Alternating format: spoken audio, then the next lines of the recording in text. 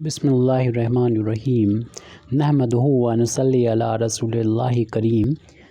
ये problem 2D यानी 2 dimensional analysis के the general equation of the second degree chapter से है। Reduce the equation x square plus 4xy plus y square minus 2x plus 2y minus 6 equal to 0 into standard form. यानी हमें इस equation को standard farm में change करना है, और स्टैंडर्ड फार्म में चेंज करने के लिए हमें सबसे पहले तो जो सेंटर होगा उसको ओरिजिन पर शिफ्ट करना होता है। तो उसके लिए सबसे पहले हमें यहाँ पर सेंटर फाइंड करना होगा, और इसलिए हम यहाँ पर मान लेते हैं सबसे पहले जो गिवन इक्वेशन है इसको, गिवन कॉनिक है उसको इस तरीके से द गिवन कॉनिक।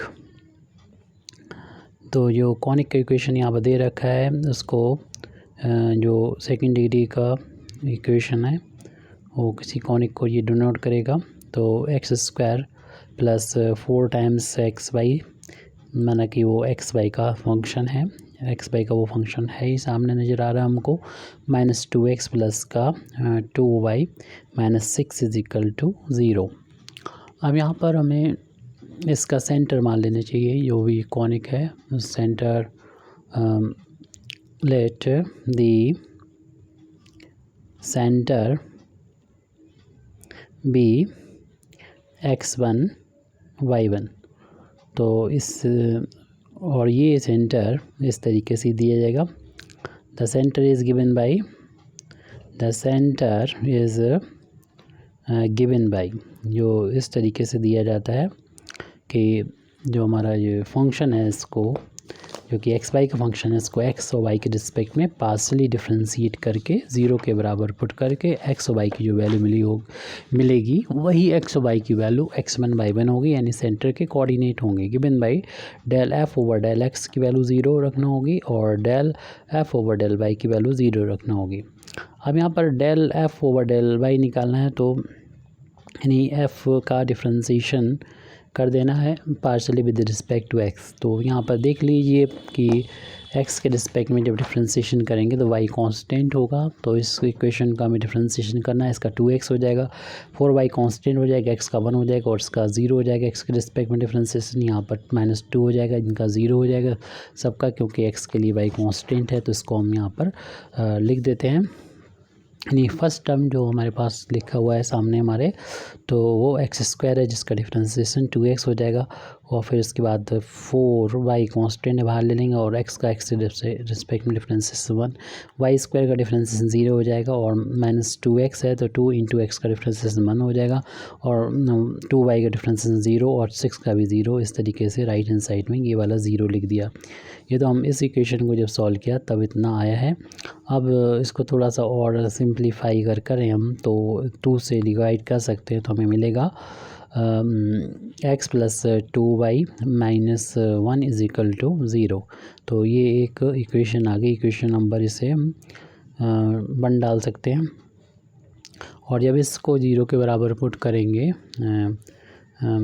तो ये तो वैल्यू इससे आ गई है, और जब हम del f over del y को भी 0 के बराबर रखेंगे तो जो एफ हमने लेट किया था उसको वाई के रिस्पेक्ट में पार्शियली डिफ्रेंशिएशन करेंगे तो वाई के लिए एक्स कांस्टेंट होगा। तो देख लीजिएगा शुरू में एफ़ की वैल्यू तो 0 हो जाएगी, उसके एफ़ का जब डिफ्रेंशिएशन करना है एक्स स्क्वायर का डिफ्रेंशिएशन 0 हो जाएगा और 4x कांस्टेंट हो जाएगा ग्लेटर में, और वाई का वाई के रिस्पेक्ट में differentiation 1। Next term y square है जिसका डिफ्रेंशिएशन वाई के रिस्पेक्ट में 2y हो जाएगा, और फिर माइनस का 2x है इसकी वैल्यू 0 हो जाएगी, फिर 2y है तो 2 बाहर हो जाएगा, और वाई का वाई के रिस्पेक्ट में डिफ्रेंशिएशन 1, कांस्टेंट का डिफ्रेंशिएशन भी 0 हो जाएगा। राइट हैंड साइड में 0 है। पूरी इक्वेशन को इसमें भी 2 से डिवाइड कर देंगे तो हमारे पास मिल जाएगा ये 2x plus y plus 1 is equal to 0। और इन दोनों इक्वेशन को 1 और 2 को हम लोग सॉल्व करेंगे, और सॉल्व करके x1 और y1 की वैल्यू को फाइंड करेंगे। तो इसके लिए हमें एलिमिनेट करना होगा x को या y को, तो हम y को एलिमिनेट कर सकते हैं इक्वेशन नंबर 1 और 2 से। अगर हम इक्वेशन नंबर 1 में से माइनस कर देंगे इक्वेशन नंबर 2 में 2 से मल्टीप्लाई करके, यानी y को बराबर कर देंगे 2y हो जाएगा और माइनस कर देंगे। तो इक्वेशन नंबर फर्स्ट को हम पहले लिख लेते हैं x plus 2y minus 1 is equal to 0 equation number first. और इक्वेशन नंबर 2 में जब 2 से इंटू करेंगे तो ये 4x प्लस का 2y प्लस का 2 हो जाएगा, और इसको हम इक्वेशन नंबर 2 को माइनस करेंगे तो जो नीचे इक्वेशन लिखा है उसके साइन चेंज हो जाएंगे, सारे प्लस से सभी माइनस हो गए। तो ये माइनस का 2y और प्लस का 2y कैंसिल हो जाएगा, इनका डिफरेंस माइनस का 3x, और ये भी -1 माइनस का 1 माइनस का 2 माइनस का 3 हो जाएगा इज इक्वल टू 0। अब इनको ट्रांसपोज करेंगे, अगर हम माइनस का 3x इक्वल टू प्लस का 3 हो जाएगा, और x इक्वल टू 3/-3 यानी 3 कैंसिल हो जाएगा, 1 टाइम्स x की वैल्यू में -1 मिल जाएगी, आप सॉल्व कर सकते हैं। तो अब इसकी वैल्यू इक्वेशन नंबर हम 1 में पुट कर देंगे, या आप जिस तरीके से सॉल्व करना चाहें। इक्वेशन नंबर 1 में जब x इक्वल टू -1 रखेंगे तो यहाँ से हमें y की वैल्यू भी मिल जाएगी। तो देख रहे हैं कि ये 2y और -1 माइनस का 2 हो जाएगा, और इसको जब ट्रांसपोज करेंगे राइट हैंड साइड में प्लस का 2 हो जाएगा। y की वैल्यू फाइंड करेंगे तो 2/2 हो जाएगा, 2 से 2 कैंसिल होके 1 आ जाएगा, y की वैल्यू 1 आ जाएगी। इस तरीके से जो हमारे कोऑर्डिनेट हमने माने थे सेंटर से C से डिनोट करते हैं, उस सेंटर के कोऑर्डिनेट जिसको हम लोग x1 y1 लेट किया था उसकी वैल्यू आ चुकी है, x की वैल्यू -1 और y की वैल्यू +1, सेंटर के कोऑर्डिनेट ये आ गया। अब इससे हम फिर जो नया इक्वेशन मिलेगा हमको उसको यहाँ पर हम लिख सकते हैं इस तरीके से, C1 की वैल्यू होती है gx1 और प्लस का fy1 प्लस का c।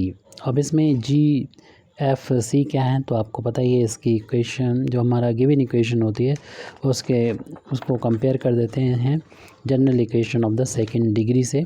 तो ये इक्वेशन जो यहाँ पर लिखा हुआ है इसको जो general equation of second degree हम लोग जानते हैं, x² प्लस का होता है यहाँ पर।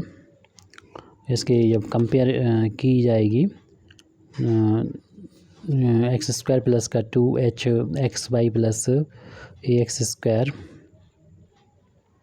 Plus b 2hxy plus by² plus का 2gx प्लस का 2fy plus c is equal to 0 से कंपेयर करेंगे। तो हमें अभी जिसकी ज़रूरत है वो यहाँ पर लिख देते हैं। यहाँ पर हमें ज़रूरत है g की, f की और c की। तो यहाँ पर x को कोफिशिएंट 2g है, वहाँ पर माइनस का 2 है, तो इस तरीके से 2g की वैल्यू आ गई, क्योंकि 2g की वैल्यू जो है वो माइनस का 2 है। और इसी तरीके से 2f की वैल्यू भी हम लोग अगर फाइंड करेंगे तो ये प्लस के 2 है, और c की वैल्यू जो है माइनस का 6 है। तो यहाँ से g की वैल्यू -1 आ जाएगी और f की वैल्यू 1 आ जाएगी, c की वैल्यू तो -6 आ चुकी है। तो इन सभी वैल्यू का हम यहाँ पर यूज़ करेंगे तो c1 आ जाएगा।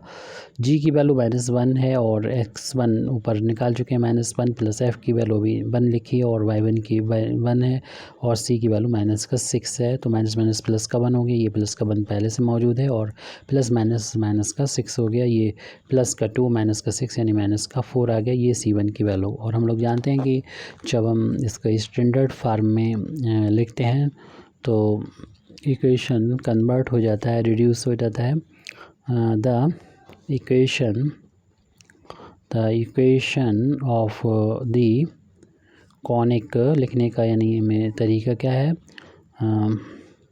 जबकि हम इसको बना देते हैं शुरुआत में जैसे बताया, referred to the centre as origin, यानी इस कॉनिक के सेंटर को ऑरिजिन जब कर देते हैं तो इसको लिखने का तरीका ये होता है, जो हमारा जो इक्वेशन होता है उस इक्वेशन का जो सेकंड डिग्री के जो टर्म होते हैं उनको तो हम लोग एज इट लिख लेते हैं। बस यहाँ पर जो अभी हमने c1 की वैल्यू निकाली थी उसको यहाँ पर लिखते हैं, यानी इस तरीके से हमारा ये इक्वेशन हो जाएगा। अगर हमने सेंटर कॉनिक के सेंटर को अगर ओरिजिन माना है तो सेकंड डिग्री की जो टर्म है x² प्लस का 4xy ये तो ऐसे ही रहेंगे, प्लस का y² सिर्फ कांस्टेंट बदलेगा, और वो कांस्टेंट और फर्स्ट डिग्री के टर्म में कांस्टेंट बदलेगा, और उसकी वैल्यू उसको हम लोगों ने पता कर लिया कि c1 के बराबर है, और c1 की वैल्यू यहाँ पर पुट कर देंगे। तो इससे हम इस जो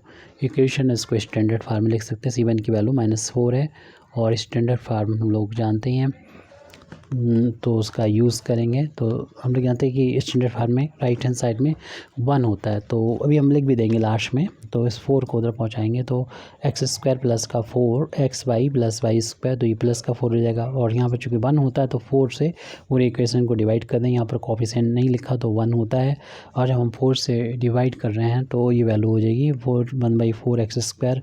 4 से 4 डिवाइड होकर कैंसिल होकर ओनली एक्स वाई आ जाएगा, और प्लस का ये 1/4 वाई स्क्वायर आ जाएगा। राइट हैंड साइड में जो होगा 1 आ गया, और ये जो है रिड्यूस हो गया, स्टैंडर्ड फार्म में आ चुका है, which is resemble to standard form जो मैच कर रहा है स्टैंडर्ड फार्म से। स्टैंडर्ड फार्म ये होती है कॉनिक की a x square plus 2h x y plus का b y square is equal to 1। तो इसमें हमने इसे कन्वर्ट कर दिया है। Thank you very much indeed for listening me. व आखिर दावाना अल्हम्दुलिल्लाहि रब्बिल आलमीन।